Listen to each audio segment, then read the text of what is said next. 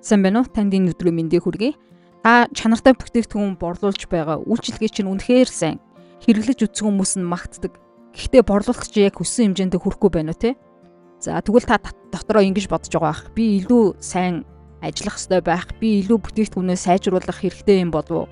Эсвэл зах зээл муу байгаад байна уу? Хүмүүс үнэлэхгүй байна уу гэсэн олон бодлууд толгойтж орж ирж байгаа бах. Гэхдээ яг энэ сэдвээр өнөөдрийн видеого нэг чухал зүйлийг ойлгуулах гэсэн юм аа.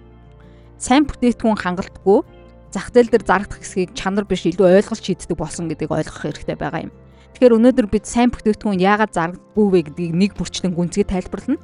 Та тэгэхээр энэ видеого дуустал нь үзвэл өөрийн борлуулалтыг яагаад гацж байгааг бол яг та олж мэднэ. За нэгдүгürt юу болдог вэ гэж. Тэгэхээр хэрэглэгчийн асуудлыг мэдэрдэггүй нэг шалтгаан байдаг. Энэ бол хамгийн том шалтгаан. Таны бүтээгдэхүүн асуудал шийддэг байх ёстой. Гэхдээ хэрэглэгчдэр асуудалтай өвдөж мэдэрдэггүй. Жишээлх юм бол та санхүүгийн зөвлөгөө өгдөг гэж бодъё л доо. Таны зорилтод хэрэглэгч зүгээр нэг орлого баг байна гэж боддог.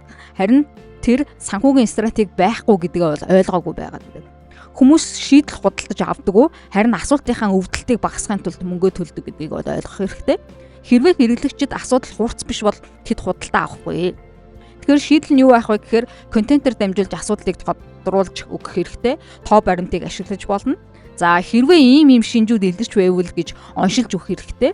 Тэгэхээр өөрийгөө хүмүүс таньсах тэр үед худалдаа авалт эхэлдэг гэдгийг бол ойлгох хэрэгтэй. Тэгэхээр хэрэглэгч нар бол асуудлаа мэдэрдэггүй байх нь байна. Харин тэрийг нь оншилж өгөж асуудлыг, өвдөлтийг багасгах шийдлийг нь бол зарж борлуулдаг байх нэ гэдгийг санах хэрэгтэй байх нь байна. Хоёр дахь нь та шийдлээ биш бүтээгдэхүүнээ зараад байдаг. За тэгэхээр олон бизнес эрхлэгчид ингэж ярьдаг л да. За манай сургалт 8 модультай, манай үйлчилгээ 3 шаттай, манай бүтээгдэхүүн 100% органик гэж хэлээд байдаг. Гэхдээ хэрэглэгчид бол тэр модулыг чинь худалдаж авахгүй, тэр үе шатыг чинь худалдаж авахгүй, орц найрлагыг бол худалдаж авахгүй. Тэд нэр зөвхөн үр дүнг худалдаж авдаг. За жишээлх юм бол 8 модультай маркетингийн сургалт гэж хэлж байгаа бол тэр чинь сонирхолтой байх нь шүү дээ, тий. Харин 3 сарын дотор тогтмол борлуулалтаа болгох систем гэх юм бол илүү сонирхол татнаа. Тэгэхээр шийдэл нь юу байх вэ гэхээр онцлог биш илүү үр дүнгийг ярих хэрэгтэй гэдэг хэмжээнээс ойлгож болно. За процесс биш өөрчлөлтийн тухай ярих хэрэгтэй. Тэгэхээр бүтээгдэхүүнээ биш илүү хувирслыг харуулах хэрэгтэй. Энэ бүтээгдэхүүн ямар үр дүнд хүргэх вэ гэдгийг бол харуулж байвал илүү борлуулалт өндөр байх магадлал өндөртэй байх нь шүү дээ, тий. Тэгэхээр хүмүүсийн өнөөдрийн тэр байгаа байдлыг маргаашийн байдал руу шилжүүлэхийг хүсдэг учраас тэд яах нь бүтээгдэхүүн зарж байгаа зүйлээс илүү үр дүнг сонирхож худалдаа авдаг гэдгийг санах хэрэгтэй байх нь. Дараагийн нэг нь зүйл нь юу болохоор ихтгэл бол дутуу байгаад байдаг, сул талтай байдаг.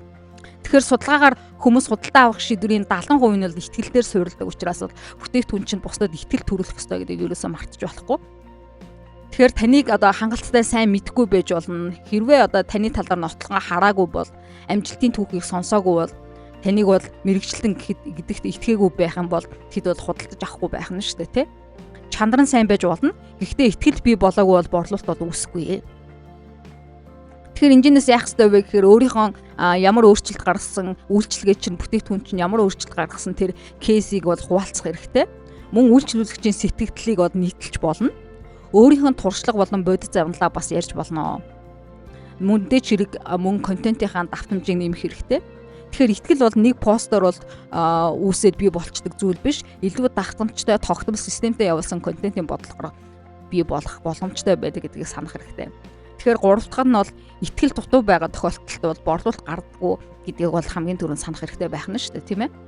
За тэгвэл дөрөвт нь таны мессеж ойлгомжгүй байгаа тохиолдолд борлуулалт бол сайн явагдахгүй. Хэрвээ хүн таны профайл руу ороод 5 секундэд яг юу зараад ямар бүтээгдэхүүн борлуулад байгааг ойлгохгүй байх юм бол энэ бол хэцүү. Бизнес хөгжлийн шийдэл юм уу, хувь хүний өсөлтийн платформ юм уу, эсвэл илүү үнцэн бүтээх систем юм уу, аль нь ч гоё сонсогдож болно. Гэхдээ тодорхой биш байгаа тань, тийм үү? Харин ганцаараа бизнес эрхлэгчдэд 90 хоногт борлуулалтын системийг суулгаж өгнө гэгээд биччихсэн байх юм бол илүү тодорхой болдог байх нь шүү дээ. Тэгэхээр энэний шийдэл нь юу байх ёстой вэ гэхээр яг хинт зориулаад байгаа юм. Хинт ямар асуудал, хэний ямар асуудлыг шийдэж өгөх гээд байгаа юм. Хэдийн хугацаанд юм. Ямар үр дүн гаргах ёстой юм. Ямар үр дүнг өгөх гээд байгаа юм гэсэн энэ дөрвөн асуултанд заавал тодорхой хариулж авах хэрэгтэй. Тэгэхээр таны илгээж байгаа мессеж, хүргэж байгаа мессеж чинь энэ дөрвөн асуултанд заавал хариулсан тодорхой байж яах нь борлуулалт гардаг байх нэ.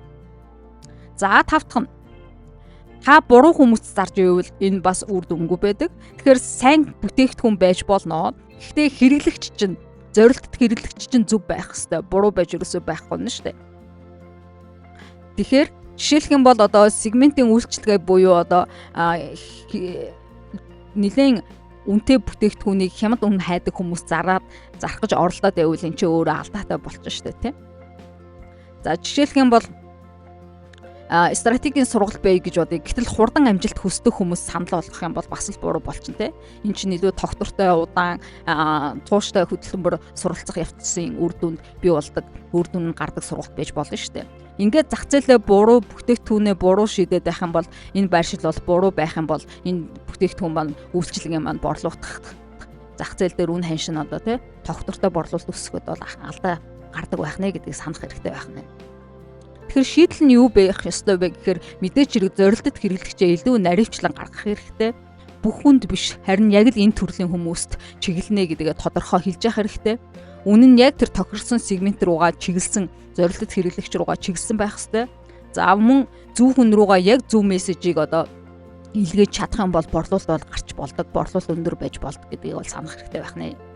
За бас нэг чухал зүйлийг хэлье. 6 дахь чухал зүйл маань үнийн стратеги гэж байгаа. Үнийн стратеги буруу байж болохгүй. Хитрхи хямд байх юм бол хүмүүс бас эргэлзэнэ. Хитрхи үнэтэй байх юм бол үнц нь бас ойлгохдохгүй. Тэгэхээр үн бол өөрөө сэтгэл зүйн сигнал байдаг. За жишээлбэл 500 мянган төгрөгийн үйлчлэгээ бол дунд зэргийн мэдрэмжийг төрүүлээд байна. Харин сая 200 мянган төгрөгийн үйлчлэгээ байх юм бол илүү одоо мэрэгжлийн мэт санагдчих болно тийм ээ. Гэх мэтлэнгээр. Тэгэхээр хүмүүс үн харж өөрөө чанарыг таамаглаад байдаг. Тэгэхээр энэс ямар шийдлийг гаргах ёстой вэ гэхээр үнэ одоо өсгөхөөс айх хэрэггүй, цаархлах хэрэггүй. Хамгийн гол нь тэр үйлчлэгээ бүтээгдэхүүн чинь үр дүнг нь хэмжигдэхүйц болгож харуулах хэрэгтэй. Үр дүн нь хэмжигдэхүйц байх хэрэгтэй. Үнц нь тодорхой бол үн өөрөө ойлгогдож хүлээн зөвшөөрөгдөнө гэсэн үг. Тэгэхээр үн бол зүгээр нэг тоо биш гэдгийг бол энэс санах хэрэгтэй байх нь байна. Үн бол яг үнэндээ байршил байх нь байна. За 7-т нь танд систем байхгүй бол бас яг үнэндээ борлуулалт өндөр байж чадахгүй. За жишээлбэл системийг юун дээр авч үзэж хэлж болох вэ гэхээр заримдаа одоо сошиал пост оруулаад тэгснэ заримдаа зар сурчлагаа явуулаад заримдаа нэлээд итгэвтэй байгаал заримдаа огт итгэхгүй байгаад байх ч юм уу тий. Тэгэхээр борлуулалт гэдэг чинь системтэй байх хэрэгтэй. Бизнес борлуулалт гэдэг бол мэдээж хэрэг азны асуудал биш гэдгийг бол өмнөх подкаст видеогоор зөндөө хэлж байсан ойлгож байгаа бах. Энэ бол харин тууштай системтэй давтагддаг тэр үйл явц процессыг хэлээд байгаа. Тэгэхээр шийдлэн жишээ нь ямар байж болох вэ гэхээр та 3 сарын контент төлөвлөгөө боловсруулж болно. Лид цуглуулж итгэлийг бий болгож борлуулалтын урсгалыг гаргах хэрэгтэй. За 7 хоног бүр одоо өөрийнхөө үзүүлэлтүүдийг хэмжих хэрэгтэй байх нь байна. Ингэжиж одоо системтэй бизнес тогтвортой орлогыг бий болгох боломжтой. Тэгэхээр энэс бид нар юуг дүгнэж ойлгож болох вэ гэхээр сайн бүтээгдэхүүн зарагддаггүй шалтгаан чинь юу вэ гэхээр саяны хэлсэн 7 шалтгаан бол заавал хөндөгдсөн байдгийг ерөөсөө мартаж болохгүй. Энэ 7 дээр анхаарах хэрэгтэй байх нь. Тэгэхээр яг нэгдүгürt бол хэрэглэгч бол асуудлаа мэдэрдэг учраас үнийг нь оншилж асуудлыг мэдрүүлж оолж хайхад нь туслах хэрэгтэй байх нь тийм ээ. Хоёр дахь нь болохоор шийдэл биш онцлогоо яриад байдаг. Илүү үр дүн хувиргалт ямар өөрчлөлтийг бий болгохын тухайн бүтээгдэхүүн үйлчлэгээ ямар үр дүнтэй байх юм гэдгийг нь бол ярих хэрэгтэй. За итгэлийн дутагдал байдаг. Нэгсэндээ бүрэн дүүрэн итгээг бол бүтээгдэхүүнд чинь худалдаж авахгүй учраас итгэлийг бий болгох хэрэгтэй гэдгийг бол ойлгосон баг. Дөрөвдүгт нь мессеж нь ойлгомжгүй байх юм бол тухайн бүтээгдэхүүн үйлчлэгээ борлуулах магадлал бол эргэлзээтэй болоод ирдэг байна гэдгийг сайн ойлгосон баг. За мэдээж хэрэг зорилтод хэрэглэгчд буруу байх юм бол бүтээгдэхүүн борлуулалт буруу тийшээ явдаг гэдгийг бол 5 дугаарт бол хэлсэн. Үнийн стратеги бас сул байж болохгүй. Үүн дээр илүү стратегтэй бодолтой үнийг одоо төлөвлөх хэрэгтэй. За тэгээд 7-т нь болохоор систем байхгүй гэж болохгүй, илүү системтэй байх хэрэгтэй. Мэдээж хэрэг чанар бол суур. Энийг бол хүн бүхэн хүлээн зөвшөөрнө. Гэхдээ стратеги гэдэг бол илүү өсөлтийг бий болгодог гэдгийг бол мартаж болохгүй нэ, тийм ээ. Хэрвээ та сайн бүтээгдэхүүнтэй байсан ч гэсэн борлуулалт гатсан бол асуудал нь бүтээгдэхүүндээ байгаа юм биш. Байршуулалт болон маркетинг дээр бас байгаа л байна гэдгийг энэс ойлгосон баг. За тэгэхээр дараагийн видеогоор бид мөн бизнесийн маш чухал зөвлөгөөнүүдийг хүргээд явах учраас та энэ видео таалагдсан бол манаас сувгийг subscribe дарж лайк комент үлдээгээрэй. Мөн бидний бэлтгэсэн ээлнээс гаргаж байгаа сургалтуудыг хүлээн авч доорх линкээр орж сургалтын маань сонирхоорой. Бид маркетинг болон борлуулалтын сургалтууд, мөн анхаарал татах контентын эхлэл буюу хүүг яаж бичих, за мөн борлуулалтын яриа гэсэн сургалтуудыг бол борлуулж байгаа. За анхаарал тавьсны явдал баярлалаа. Дараагийн видеогоор уулзцгаая.